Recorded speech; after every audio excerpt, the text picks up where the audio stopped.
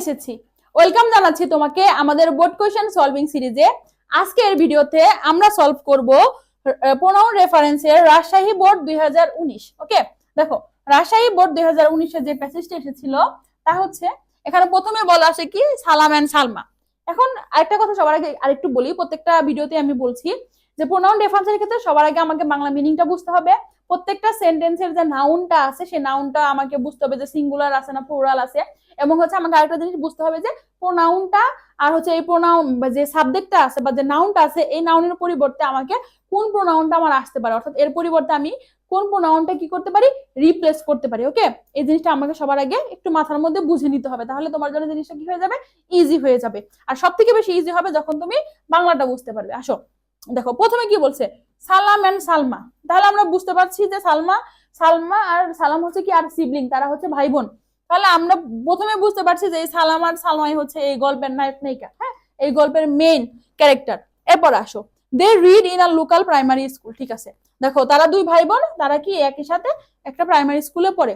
সালাম is in class 5। সালাম আবার কোন ক্লাসে পড়ে বলো তো, ক্লাস 5-এ পড়ে। Whereas her sister Salma reads in class 3। একটু খেয়াল করো, এই সেন্টেন্সের প্রথমে দেখো তো কি বলছে, সালাম। এখন সালাম তো বুঝতেই পারতেছে যে এটা একটা ছেলে মানুষ। এখন এই সালামের প্রোনাউন কি হবে বলতো, হি হবে। আর হি থেকে আমরা কি লিখতে পারি, হিজ লিখতে পারি। তাহলে এই পরের এখানে দেখো তো কি লিখছে, যেখানে তার সিস্টার মানে তার বোন, এখন হার সিস্টার হবে, হবে না, কি হবে, হিজ সিস্টার হয়ে যাবে। কারণ কি সালাম হচ্ছে পুরুষবাচক শব্দ। ওকে, তাহলে his sister Salma reads in class 3। তার বোন সালমা হচ্ছে 3য় শ্রেণীতে পড়ে। দে গো টু স্কুল টুগেদার। তারা কি করে, একসাথে স্কুলে যায়। ওকে, দে গো টু স্কুল টুগেদার। হ্যাঁ, তাহলে এখানে এই দে দ্বারা কাকে বুঝাইছে বলতো, সালাম আর সালমাকে বুঝাইছে না অন্য কাউকে বোঝাচ্ছে। এখন আমার তো 5টা প্রোনাউন রেফারেন্স ভুল বের করতে হবে, তাই না? তাহলে আমরা এখানে জিনিসটা একটু ক্লিয়ার করে দিই।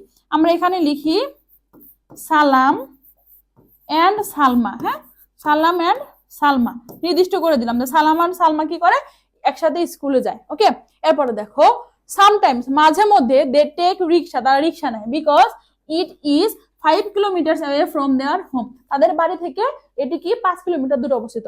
এখন এখানে ইট লিখে দিছে। এখন এই ইট দ্বারা কাকে বোঝাচ্ছে, সালাম সালমারা বুঝাইতেছে, স্কুলকে বোঝাচ্ছে না তাদের বাড়িকে বোঝাচ্ছে, জিনিসটা আমি বুঝতে পারতাছি না।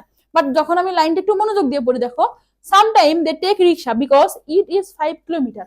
এখন তাদের বাড়িতে থেকে কি দূরে, প্যাসেজটা পড়ে আমি দেখতে পাচ্ছি তারা দুই ভাই বোন একই স্কুলে পড়ে, একই সাথে স্কুলে যায়, মাঝে মাঝে তারা রিক্সা নিয়ে স্কুলে যায়। তাহলে অবশ্যই এখানে স্কুলের কথাই বলতেছে। ওকে, তাহলে বিকজ দ্য স্কুল, আমরা এখানে কি লিখবো, বিকজ দ্য স্কুল। আসো এরপরে দেখো, today she is going to school with her father because her brother সালাম ইজ সিক। তাহলে দেখো এখানে কি লিখছে, শি। আমরা শি দ্বারা কাকে বোঝাচ্ছে বলতো, শি দ্বারা এখানে সালমাকে বোঝাচ্ছে। তাহলে টুডে সালমা, সালমা তার বাবার সাথে স্কুলে গিয়েছে বা বিদ্যালয়ে গিয়েছে with her father because her brother. এখানে দেখো ঠিক আছে, হার ব্রাদার তার ভাই সালাম ইজ সিক, সালাম অসুস্থ, because he is taking medicine, say medicine নিচ্ছে এন্ড বেড রেস্ট। দেখো এখন এখানে হিটা অনেকে লাভ, ওইটা ঠিক করার কি দরকার, এখানে তো সালাম কি বোঝাচ্ছে না। দেখো এর আগের লাইনে কিন্তু আমার বলা আছে today she is going to with her father. হ্যাঁ, তার বাবা তো অবশ্যই একজন পুরুষ লোক। এখন এখানে তো এর পরিবর্তে আমরা হি লিখতে পারি।